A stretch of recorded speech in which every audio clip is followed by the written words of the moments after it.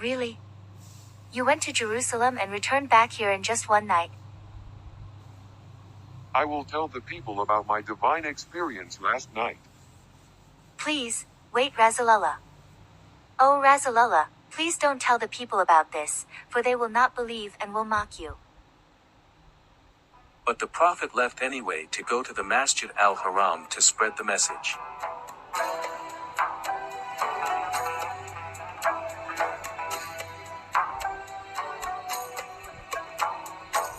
Over there, he met his enemy Amir ibn Hisham al-Makhzumi, but he called him Abu Jahal, or the father of ignorance, because he hated him.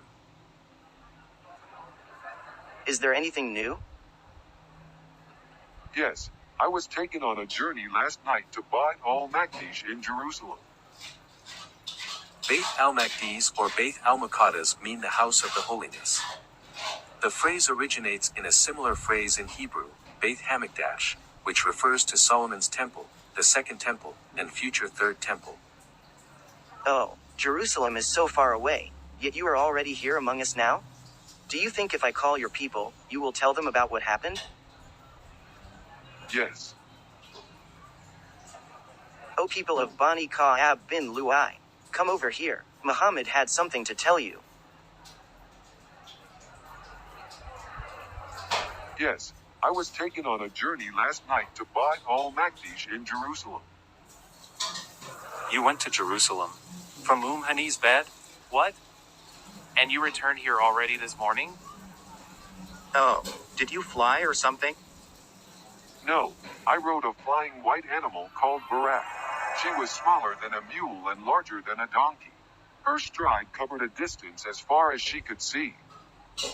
Whoa, really?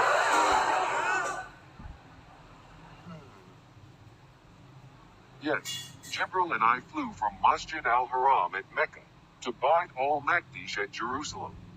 I prayed at the Beit al-Maqdis with all other prophets.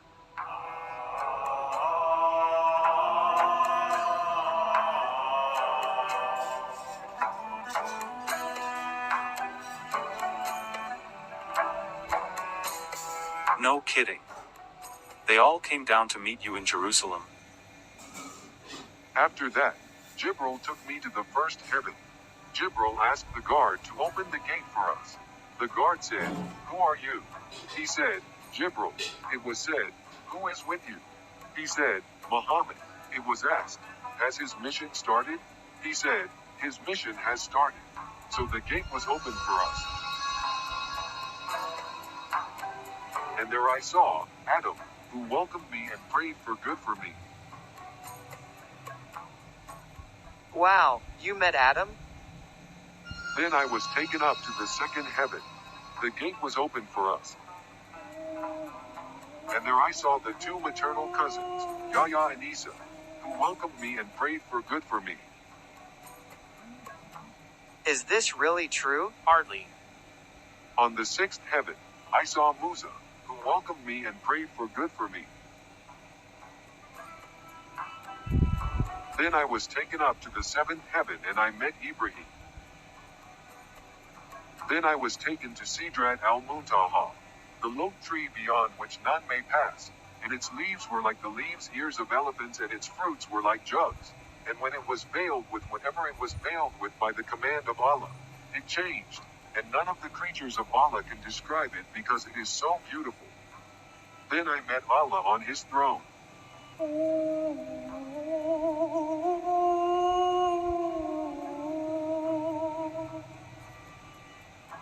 Quran, Surah At-Talaq, verse 12. Allah is the one who created 7 heavens in layers, and likewise for the earth. The divine command descends between them so you may know that Allah is most capable of everything and that Allah certainly encompasses all things in his knowledge. According to Quran and Ahadith, there are 7 layers of earth, and above earth, there are 7 layers of heaven, and above heaven, there is the throne of Allah. Allah revealed to me his order of 50 prayers every day and night. After that I came down and met Musa, who said, "What did your Lord enjoin upon your Ummah?" 50 prayers each day. your Ummah will not be able to do 50 prayers each day. I tried the people before you. I had to deal with the children of Israel, and it was very difficult for me. Go back to your Lord and ask him to reduce the burden on your Ummah. So I went back, and the number was reduced by 10. What were you commanded to do? 40 prayers each day. That's still too much. Go back and ask him to reduce the burden of your Ummah. So I went back, and the number was reduced by 10. The process of going back and forth continued to happen until it came down to 5 prayers each day. That's still too much. Go back to your Lord to reduce it more. I have asked my Lord until I feel too shy. I accept this and submit to him. When I left, I heard a voice saying, I have passed my order, and have lessened the burden of my worshippers. After that I returned back home here.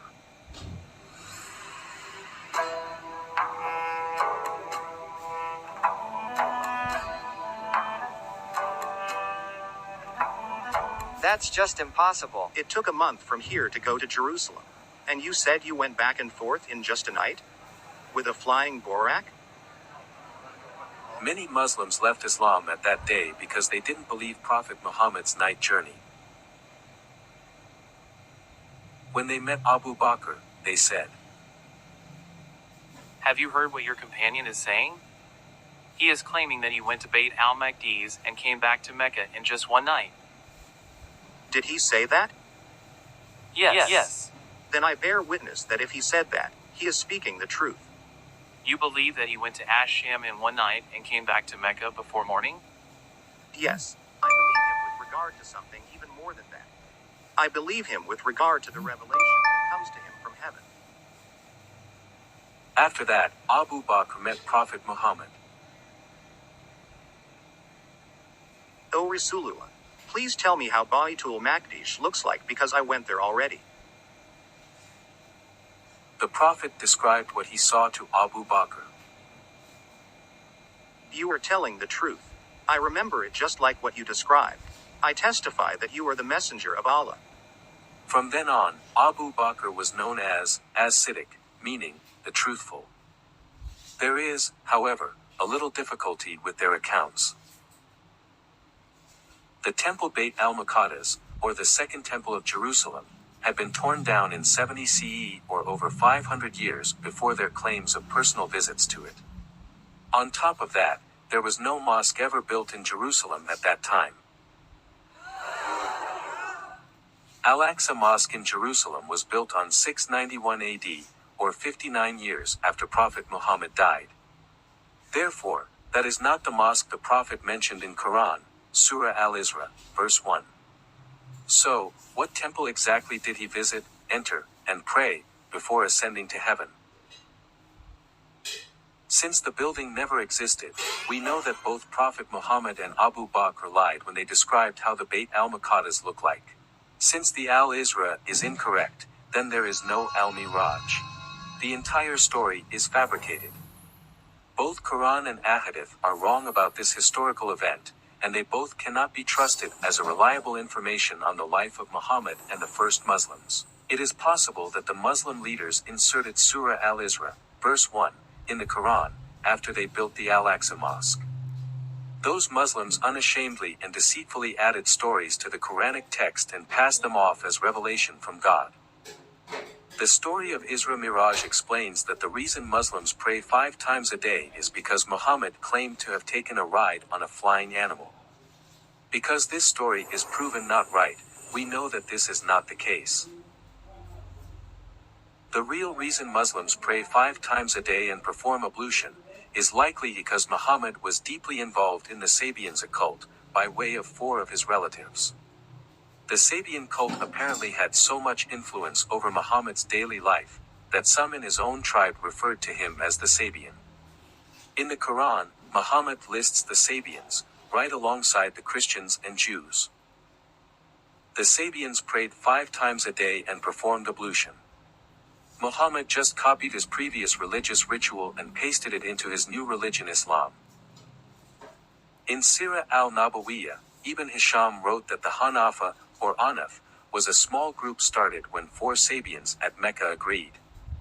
Those 4 were Zayd bin Amr bin Nafil, Waraka bin Nafil, Ubaidullah bin Yash, and Uthman bin al-Huwarith. The 4 Sabians were all related to Muhammad. Waraka bin Nafil and Uthman bin al-Huwarith were cousins of Khadijah. Ubaidullah bin Yash was a maternal cousin to Muhammad. Muhammad married his widow, Habiba.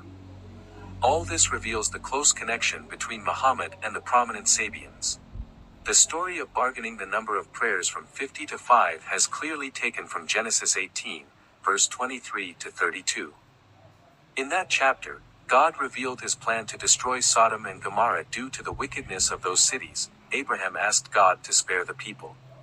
Suppose there are 50 righteous within the city. Will you then sweep away the place and not spare it for the 50 righteous who are in it? If I find at Sodom 50 righteous in the city, I will spare the whole place for their sake. The bargain continued until verse 32. Oh, let not the Lord be angry, and I will speak again but this once. Suppose 10 are found there? For the sake of 10 I will not destroy it. You see this bargaining process in the book of Genesis, from 50 to 10 righteous people, is very similar with the bargaining process in the Bukhari Hadith from 50 to 5 prayers. It is obvious that story from Bukhari was taken from Genesis 18, verse 23 to 32.